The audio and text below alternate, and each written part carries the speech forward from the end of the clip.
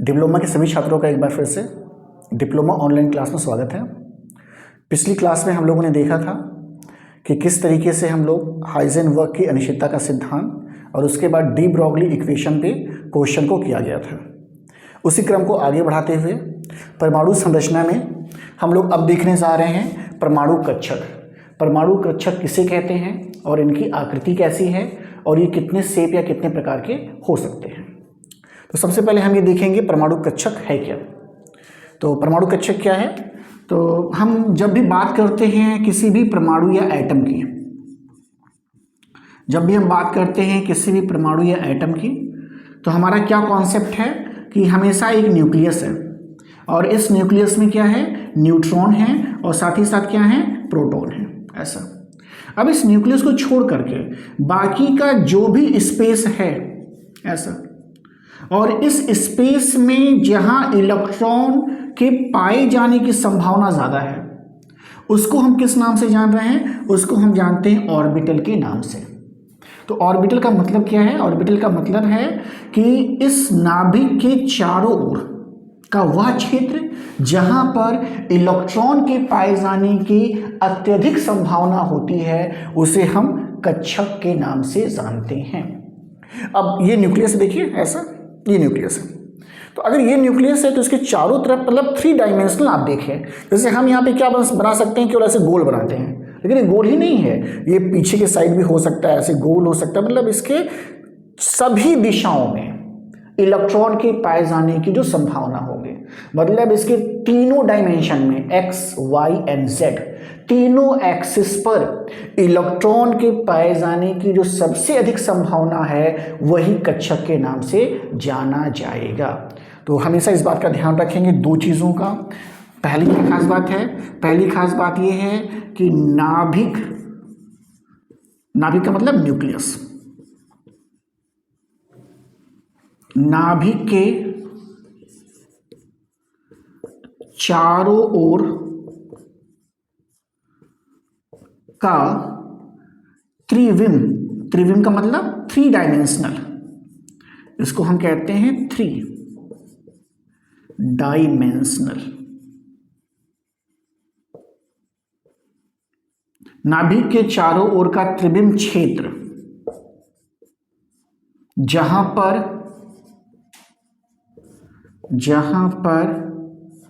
Electron के पाए जाने की संभावना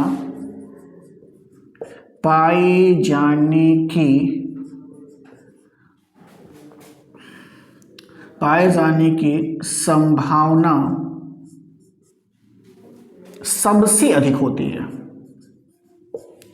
सबसे अधिक होती है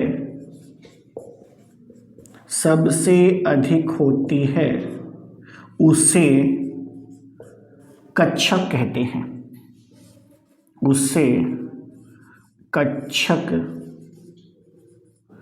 कहते हैं। तो ये बात बहुत ही क्लियर होना चाहिए कि न्यूक्लियस के चारों तरफ 3 dimension X Y and Z axis पर जहाँ कहीं भी इलेक्ट्रॉन के पाए जाने की अत्यधिक संभावना है वही कक्षक के नाम से जाना जाता है। आधुनिक परिकल्पना जो है वो कह रहा है कि ऐसा नहीं कि भाई ये न्यूक्लियस है ऐसा और इलेक्ट्रॉन केवल ऐसे सर्किल में ही पाए जा रहे हैं, ऐसा नहीं है। ये कह रहा है कि हो सकता है कि जो कक्षक है उसका आकार सर्किल ना हो, उसका आकार डंबल हो। तो ये जो शेप है, जो शेप बदल रहे हैं उसके आधार पर जो है कक्षक जो है कुल मिला के 4 प्रकार के हो सकते हैं। तो यानी अब क्या देख रहे हैं कि कक्षक के प्रकार किस आधार पे, इनके आकृति के आधार पर, शेप के आधार पर। तो जो भी कक्षक हम देखेंगे उसके शेप के आधार पर है। तो कक्षक के प्रकार यानी टाइप्स ऑफ ऑर्बिटल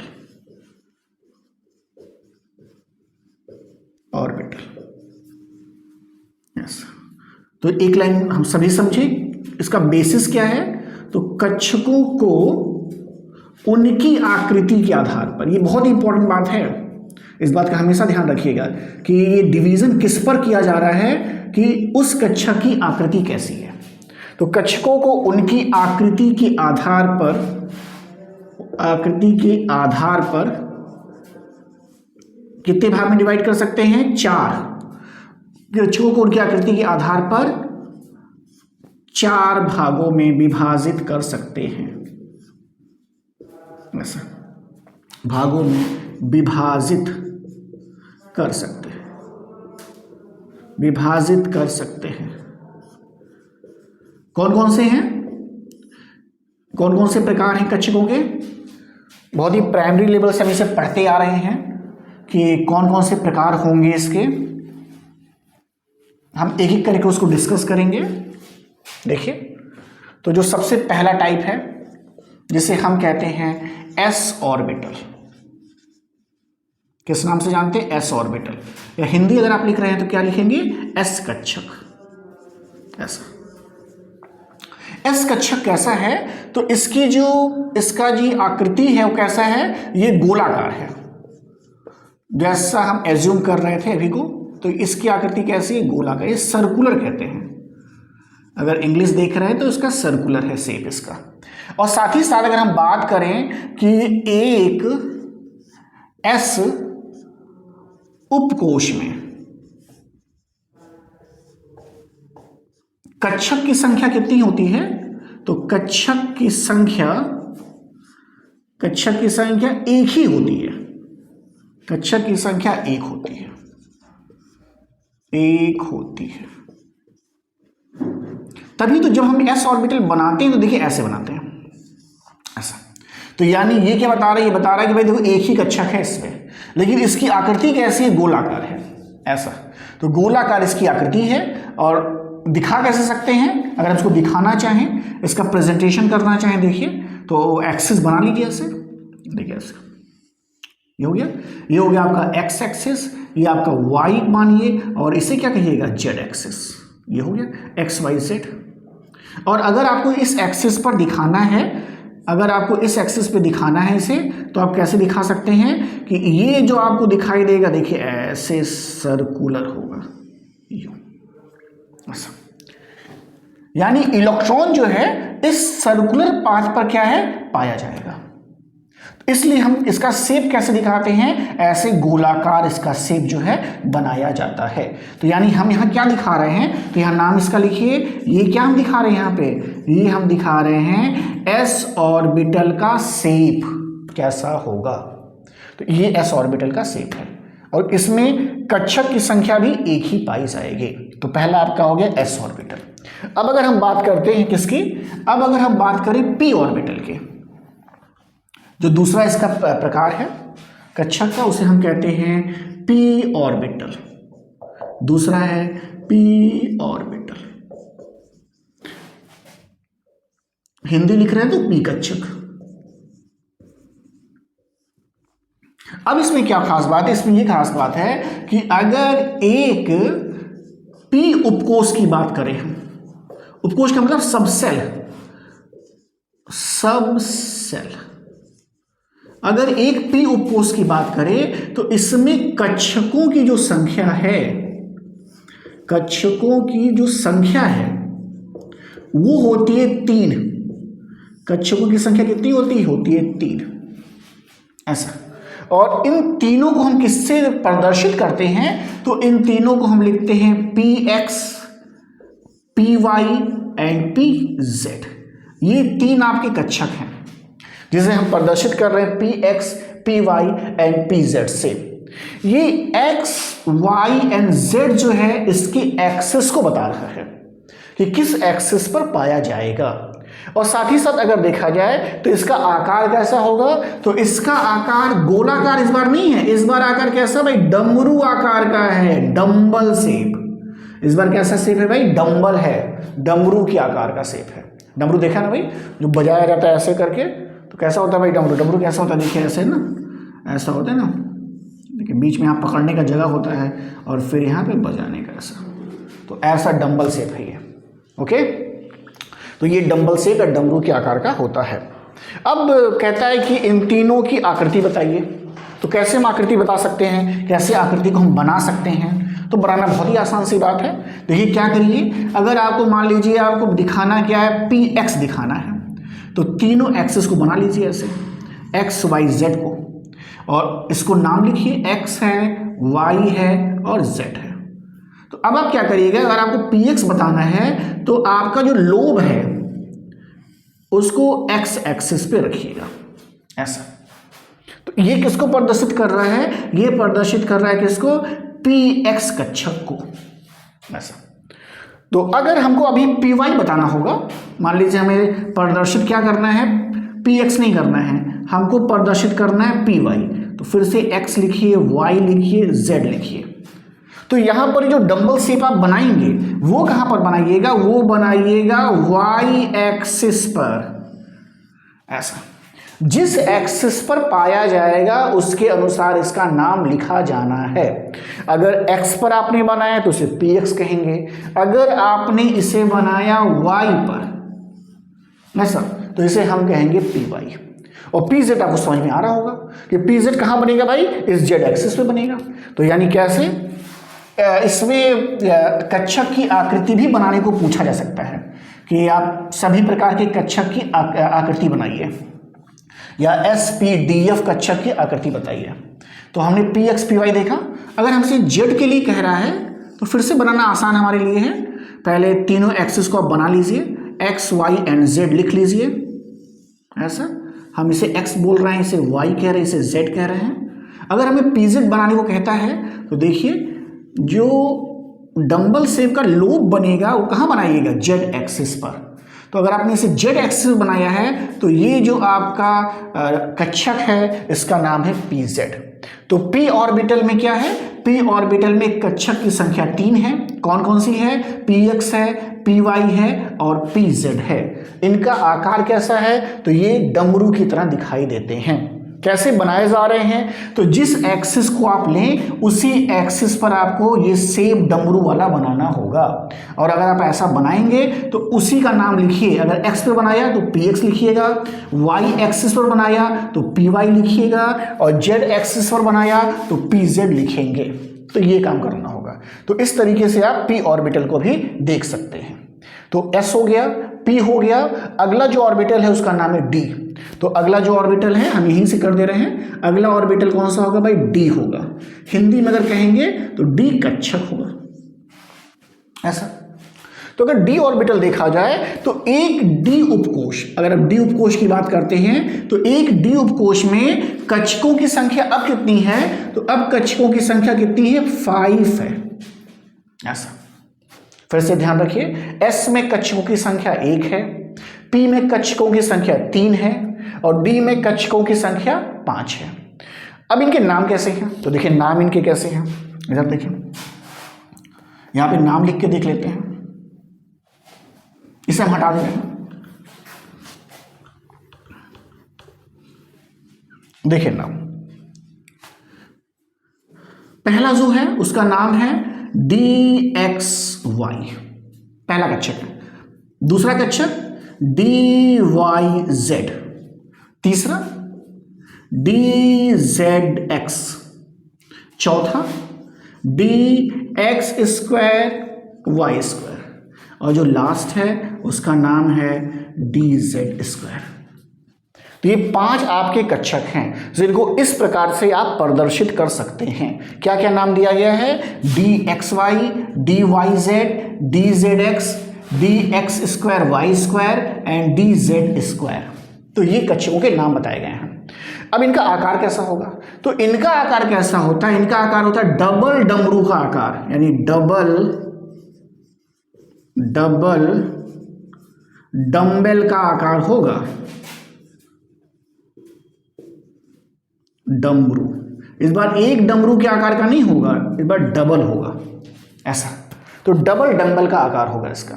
तो कैसे दिखाएंगे, तो ये बनाना भी बहुत आसान है, बस थोड़ा समझिएगा यहाँ पे कैसे बन रहा है। अब एक एक करके हम देख रहे हैं बनाने का तरीका। तो अगर मान लीजिए हमसे कह रहा है कि भाई डी एक्स वाई बनाइए, तो देखिए सबसे पहले क्या करना है, आपको एक्सिस ड्रॉ करने हैं, एक्स वाई जेड ऐसा। हमने फिर से लिया एक्स, हमने फिर लिया वाई और हमने लिया जेड। इस साइड भी लिख दीजिए। देखिए x ये होगा, z की लाइन ये है तो z ये होगा और ये आपका होगा y, ऐसा। अब देखिए वास्तव में है क्या, वास्तव में एक्सिस कैसे हो रही है, तो वास्तव में एक्सिस देखिए कुछ ऐसे हैं, ये देखिए ऐसे x है, ये आपका x बनाया, ये y बनाया, और z जो है वो ऐसे है यूं, तो z एक्सिस ये आ रही है। अब आपको करना क्या है, यहाँ पे करना क्या है आपको कि अगर x y की बात कर रहे हैं ये, तो जो लोब होगा वो हमेशा x एक्सिस और y एक्सिस के बीच में होगा। ओके, अगर हम एक्स वाई की बात कर रहे हैं तो जो उसका लोब है किसका, डंबल का, वो हमेशा एक्स और वाई के बीच में बनेगा। तो मतलब अगर आप जेड एक्सिस दिखा रहे हैं तो एक लोब हमेशा इस पर आएगा,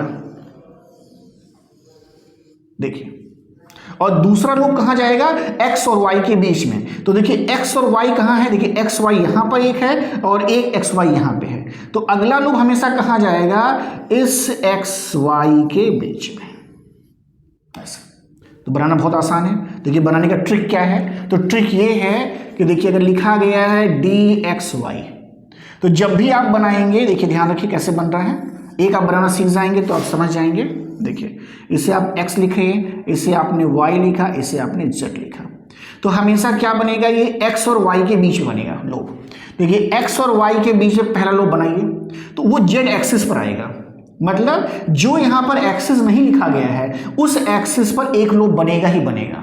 देखिए कैसे, तो देखिए एक यहां बनाइए, देखिए ये x और y के बीच में हो गया, x यहां भी कर दे रहे हैं, z यहां कर दे रहे हैं, y यहां कर दे रहे हैं, और अगला जो आपका है फिर x और y के बीच में अगला भी आएगा। तो अगला देखिए x y कहां पे है, यहां पर है बीच में, और x y यहां पर, यानी अगला लोग कहां बनाइएगा, a यहां पे और यहां पे, ऐसा। तो आसान सी बात है। अब अगर हम बात करते हैं इसके नेक्स्ट, देखिए आप ऐसे सभी को देखेंगे तो आपको समझ में आ जाएगा। बस ध्यान रखना है कि इस बार दो डंबल बननी चाहिए, बस ये ध्यान रखना है इस बार है। तो ये हमने किसको बनाया है, ये हमने बनाया है डी एक्स वाई को, ऐसा।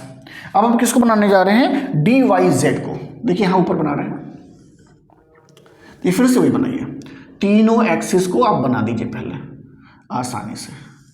देखिए फिर नाम लिखिए एक्स वाई एंड जेड, नाम लिख दीजिए, और हम बनाने किसको जा रहे हैं, देखिए लिख दे रहे हैं भाई डी वाई जेड, यानी जो लोब होगा वाई और जेड के बीच में आना चाहिए, ये कहने का सेंस होता है। ये है y, ये है z और ये है x। तो देखिए y z के कहने का मतलब क्या है, y z कहाँ है, देखिए एक y z यहाँ है, यानी एक लोड इसके बीच में आएगा, और अगला y z कहाँ है, अगला y z यहाँ पर है। तो एक y z देखिए, एक y z यहाँ पर है और अगला y z कहाँ पर होगा, यहाँ पर होगा। तो इस y z के बीच में कहाँ पर आएगा, तो एक लोब देखिए इस x पर बनेगा। मैंने बोला जिसका नाम नहीं लिखा गया, जिस एक्सिस का, उस पर एक लोब आना ही आना है, और अगला कहाँ बनेगा, y और z के फिर बीच में। तो y और z एक यहाँ है, एक y z यहाँ है, तो y z यहाँ बनेगा एक, और एक y z यहाँ बनेगा, ऐसा। तो इस तरीके से आप इसके लोब को बना सकते हैं। तो ये जो होगा आपका डी वाई जेड होगा। अगला देखते हैं डी जेड एक्स, यहाँ देखिए इसे बनाना भी आसान है, फिर से वही काम करिए। देखिए x y z बनाना क्या है, डी जेड एक्स, y नहीं है ना, y नहीं है तो एक y पे आना ही आना है। देखिए एक y पे बना दीजिए, आप कुछ करिए मत, देखिए y बनाइए, देखिए आ जाएगा बीच में, ऐसा। और ये है z, ये है y और ये है x, ऐसा। अब देखिए आपने एक y पे बना दिया है और z और x के बीच में बनना चाहिए था, तो z और देखिए z और x के बीच में एक बन गया, z और x के बीच में देखिए एक बन गया। अगला कौन सा लोब होना चाहिए, z x फिर कहाँ बीच में है, तो z x यहाँ पे है और z x यहाँ पे है, यानी अगला जो लोब होना चाहिए कहाँ होना चाहिए, यहाँ होना चाहिए, और कहाँ होना चाहिए, यहाँ होना चाहिए। हो गया, देखिए z और x के बीच में बन गया। तो ये तीन हमने क्या बनाए हैं, ये तीनों हमने बनाए D X Y, D Y Z and D Z X. दो और बचे हैं, उन दोनों को भी देख लेते हैं। अब अगला हम बनाने जा रहे हैं D X square Y square. इसका मतलब क्या है, इसका मतलब ये होता है, यहां देखें, इसका मतलब ये होता है कि आप यहाँ x लिखें, y लिखें, z लिखें। इसका मतलब है कि जो लोब्स हैं वो x और y एक्सिस पर ही है, यानी कहने का मतलब क्या है, कहने का मतलब है कि एक लोब ऐसे x पर बनेगा और एक लोब कहाँ बनेगा, y पर बनेगा, ऐसे उसी एक्सिस पर। तो इस एक्सिस पर ऐसा आपको बनाना होगा। अगर आपने ऐसा बनाया है तो ये जो ऑर्बिटल है इसको हम कहते हैं dx²y², यू। एक और बचा है dz²। इसका मतलब है कि दोनों लोब जो है वो z एक्सिस पर ही होगा।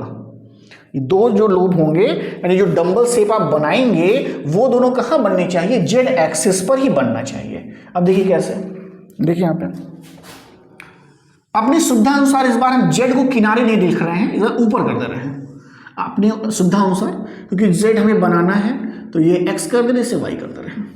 देखिए ऐसे सुविधा अनुसार। तो कह रहा है कि भाई देखिए डंबल शेप बनाइए ऐसे, इसी एक्सिस पर दो डंबल बनाइए। तो इस एक्सिस पर भाई दो डंबल कैसे बनेगा भाई, फिर बनाएंगे इसी पे ना, दिखाई देगा, कन्फ्यूजन रहेगा ना। तो हम बना रहे हैं आपके समझाने के लिए। देखिए देखिए नहीं समझ में आ रहा है कि भाई ये दो बना है कि एक बना है, तो इसके लिए इसने क्या कहा, इसलिए कहा एक ही बनाइए। लेकिन क्या करिए, इसके लिए एक खास तरीके का ऐसा संरचना और बना दीजिए।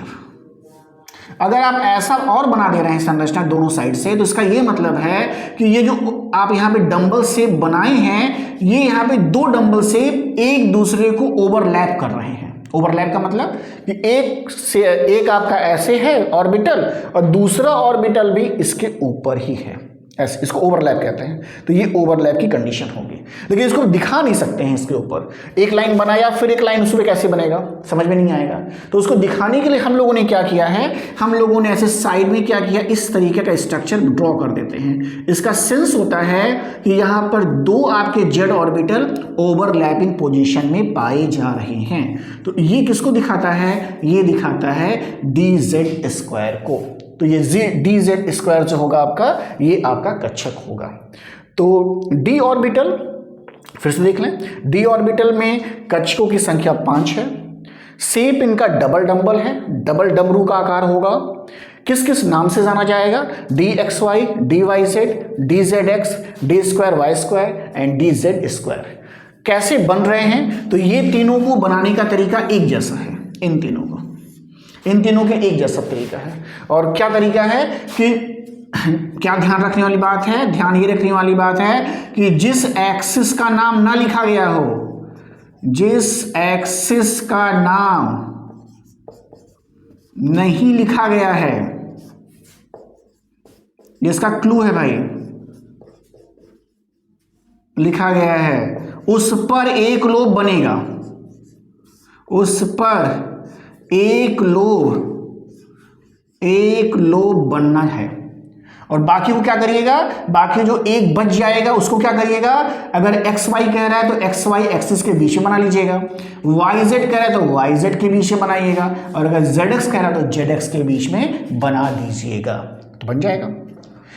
x² y² का क्या मतलब है, इसका मतलब है कि जो आपके लोब हैं, मतलब डबल डंबल शेप है, तो एक डंबल का शेप बनेगा x एक्सिस के अलोंग और दूसरा बनेगा y एक्सिस के अलोंग। तो एक x एक्सिस पर बनाइएगा और एक कहाँ बनाइएगा, y एक्सिस पर बनाइएगा। देखिए यहाँ बनाया है, x पर एक बनाया है और एक y पर बनाया है। और z² का मतलब है कि दोनों लोब जो है वो z एक्सिस पर आपको बनाना है। देखिए दोनों लोब आपको z एक्सिस पर बनाना है। हमने सुविधा अनुसार इस बार z को ऊपर कर रखा है। अगर ऊपर नहीं दिखाना चाहते हैं, साइड में दिखाना चाहते हैं, तो इसी लोब को आपको ऐसे तिरछा बनाना पड़ेगा।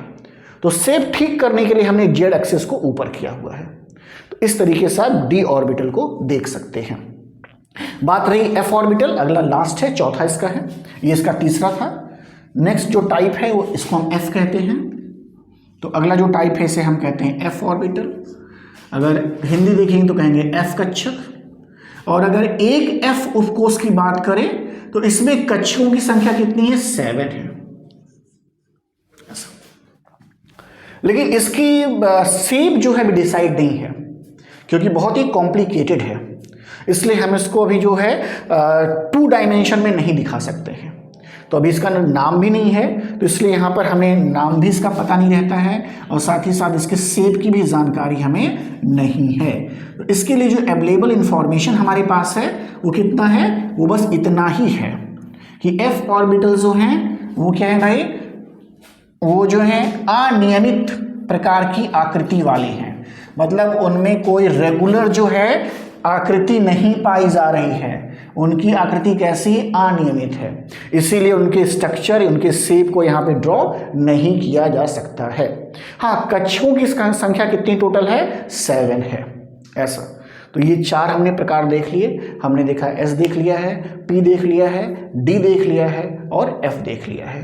तो क्वेश्चन कैसे इसमें हो सकता है, इसमें क्वेश्चन कह सकता है कि कक्षक किसे कहते हैं तथा इनके बारे में सचित्र वर्णन करें, चित्र के साथ बताइए। तो जब सचित्र कहेगा तो इसका मतलब है आपको s ऑर्बिटल बनाना पड़ेगा, p ऑर्बिटल बनाना पड़ेगा या d ऑर्बिटल भी बनाना पड़ेगा। या दूसरा क्वेश्चन हो सकता है कि s p d f orbital की आकृति बनाइए। तो जब सीधा सीधा पूछेगा कि इनकी आकृति बनाइए, तब भी आपको इस तरह के डायग्राम को बनाना होगा। तो इस तरीके से हमने ये टॉपिक देखा कक्षक, और एक छोटा और टॉपिक देख सकते हैं, और वो हमारे पास है एक हुंड रूल है, बहुत ही सिंपल सा रूल है। तो छोटा सा टॉपिक है, उसे इसमें हम लोग देख सकते हैं। इसी के साथ ही साथ हुंड रूल है, 2 रूल हम इससे पहले पढ़ चुके थे, क्योंकि वो दोनों रूल किससे थे, वो दोनों रूल जुड़े हुए थे क्वांटम संख्या से। ये जो रूल देखेंगे क्वांटम संख्या से नहीं जुड़ा था, इसलिए इसे वहां नहीं देखा गया है, ये जुड़ा है कक्षकों से। इसलिए जब कक्षक पढ़ते हैं उसकी इंफॉर्मेशन मिल जाती है, तब जाकर के हम लोग हुंड रूल को पढ़ते हैं। तो अगला जो हमारा टॉपिक है उसे हम कहते हैं हुंड का नियम। साइंटिस्ट का नाम है हुंड।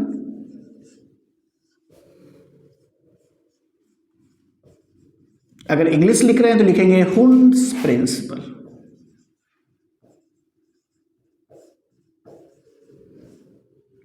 ऐसा किससे संबंधित है, तो मैंने बताया ये जो नियम है कक्षकों से संबंधित है। अभी जो कक्षक पढ़ा गया है, तो पहली खास बात क्या है भाई, पहली खास बात ये है कि ये जो नियम है ये कक्षकों से संबंधित है। पहली खास बात ध्यान रखने वाली बात है। और दूसरी खास बात क्या है, दूसरा स्टार लगाइए। दूसरा बात क्या है कि ये कक्षकों में इलेक्ट्रॉन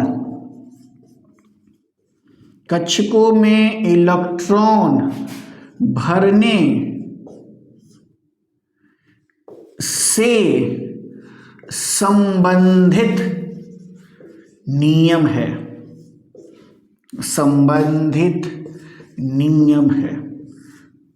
ऐसा। तो ये 2 बातें ध्यान रखना है कि कक्षकों से संबंधित है और साथ ही साथ कक्षकों में किस तरीके से इलेक्ट्रॉन भरे जाने हैं उससे संबंधित ये रूल को बताएगा। जैसे कंफ्यूजन हमें क्या आ रही है, देखिए ऐसा हमें कंफ्यूजन क्या आ रही है कि मान लीजिए कोई p कक्षक है और p कक्षक में कह रहा है भाई इलेक्ट्रॉन की संख्या कितनी है, भाई इलेक्ट्रॉन की संख्या 2 है। हम क्या जान रहे हैं कि इसमें कक्षकों की संख्या कितनी है, देखिए 3 है ऐसे। और क्या नाम बताया मैंने आपको, कहा मैंने px है, py है और pz है। अब 2 इलेक्ट्रॉन है तो इलेक्ट्रॉन ऐसे रखा जाए या दोनों इलेक्ट्रॉनों को एक जगह कर दिया जाए, देखिए ऐसा, इन दोनों में। तो ये कंफ्यूजन है ना अपने पास कि भाई इस तरीके से इलेक्ट्रॉन फिलअप किया जाए या ऐसे फिलअप किया जाए। अब मान लीजिए 3 इलेक्ट्रॉन p में है। अगला देखिए, मान लीजिए कि p कक्षक में ही 3 इलेक्ट्रॉन है, ऐसा। तो कोई क्या कहेगा, कोई कहेगा भाई ऐसा है अगर हमको 3 इलेक्ट्रॉन भरना है तो एक यहाँ भरेंगे, एक यहाँ। लेकिन वही दूसरा बच्चा कहेगा नहीं भाई ऐसा नहीं करना है, कहेगा नहीं ऐसा नहीं करना है, देखिए भाई 3 ही भरना है ना, तो देखिए ऐसे भी तो भर सकते हैं, हो गया 3, ऐसा भी कर सकता है कि भाई 3 भरना तो ऐसे ही भर सकते हैं, बात सही है। और अगर कहेगा भाई नहीं भाई 4 इलेक्ट्रॉन अगर है, सपोज करें p में, p कक्षक है और इलेक्ट्रॉन की संख्या कितनी कह रही है, 4 है। अब फिर दिक्कत आ रही है 4 कैसे भरा जाए, देखिए 4। तो कोई बच्चा कह रहा है देखिए भाई ऐसे किया जाए, और कोई कह रहा नहीं सर ऐसे ना किया जाए, ऐसे किया जाए। 4 ऐसे कर दिया जाए ऐसे। तो इन सभी कंफ्यूजन को दूर करने के लिए एक नियम आने वाला है, और वो नियम क्या बताएगा कि किस तरीके से आप कक्षकों में इलेक्ट्रॉन को भरेंगे, और वही जो नियम होगा उसी को हम कहेंगे हुंड का नियम। यानी हुंड का नियम आपको बताने वाला है कि वास्तव में कक्षकों में इलेक्ट्रॉन की फिलिंग कैसे की जाएगी, किस तरीके से रखे जाएंगे। तो रूल क्या कहता है, जब रूल देख लेते हैं इनका क्या कह रहा है। देखिए रूल कह रहा है, रूल बहुत ही आसान सा 2 लाइन का रूल है, और एग्जाम्पल के साथ अगर आपको लिखने को कहता है तो एग्जाम्पल भी दे सकते हैं। कह रहा है रूल, देखिए क्या है, कह रहा है कि किसी उपकोष, उपकोष का मतलब सबसेल, किसी उपकोष के कक्षकों में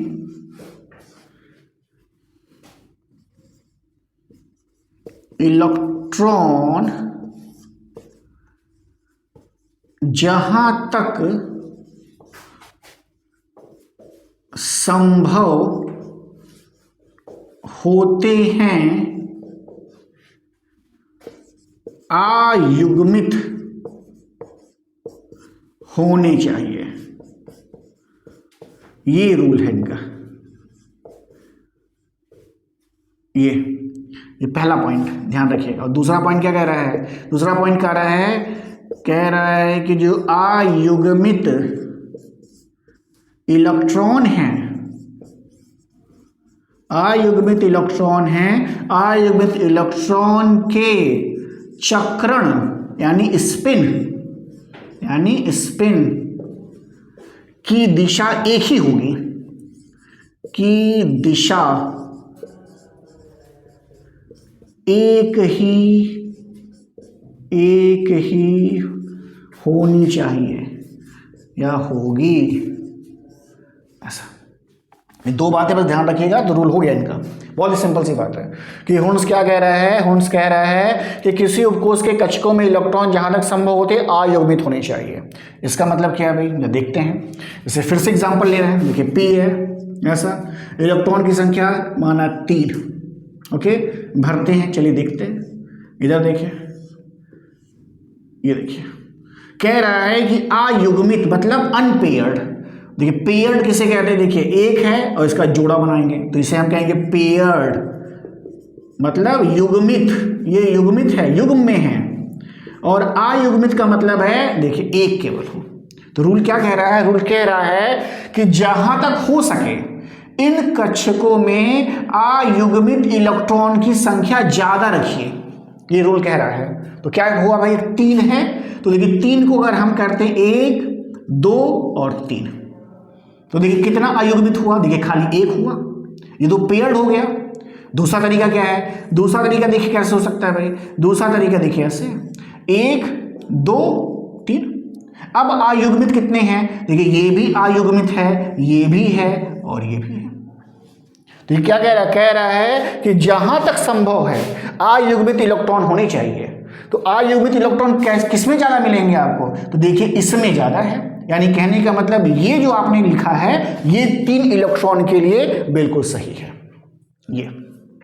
और साथ ही साथ दूसरा रूल भी देख लो भाई, कह रहा है कि जो अयुग्मित इलेक्ट्रॉन होंगे उनके चक्रण की दिशा एक होगी, ये कह रहे हैं, हो भी रहा। देखिए हम क्या कहते हैं, हम कहते हैं कि अगर एरो ऊपर लगा है तो इलेक्ट्रॉन का जो स्पिन का डायरेक्शन है वो कैसा है, वो है क्लॉकवाइज, घड़ी की सुई के अनुसार है। और अगर नीचे लगा है, ऐसे अगर हमने एरो लगाया है तो इसे हम किस नाम से जानते हैं, एंटी क्लॉकवाइज, ऐसा हम लिखते हैं, ये एंटी क्लॉकवाइज है ऐसा। तो देखिए यहां पर सब क्लॉकवाइज हैं। देखिए अयुग्मित इलेक्ट्रॉन की दिशा एक ही तरफ है, यानी कह रहा है कि एक ही दिशा में है, इसी को हम कहते हैं भाई समदिश, यूनिडायरेक्शनल, एक ही दिशा में होनी चाहिए, समदिश होनी चाहिए। तो एग्जाम्पल भी साथ ही साथ कर सकते हैं कि अगर P3 इलेक्ट्रॉन को हमें देखना है तो हुंस के नियम के अनुसार इस प्रकार से इसकी फिलिंग की जाएगी। अगर हम d ऑर्बिटल एग्जाम्पल में ले लें, P नहीं है, P आपने बहुत देखा, एक D भी देख लीजिए। कि अगर मान लीजिए डी ऑर्बिटल है उसमें इलेक्ट्रॉन कैसे भरे जाएंगे। तो अगर हम बात कर रहे हैं डी ऑर्बिटल में और हुंड के रूल से डी ऑर्बिटल में इलेक्ट्रॉन की फिलिंग कैसी है और डी कितना है भाई, डी कर देते हैं 6 ऐसा। तो अगर डी 6 है तो देखिए कैसे भरा जाएगा। देखिए तो डी में कक्षकों की संख्या कितनी है, 5 है, बना दीजिए ऐसे।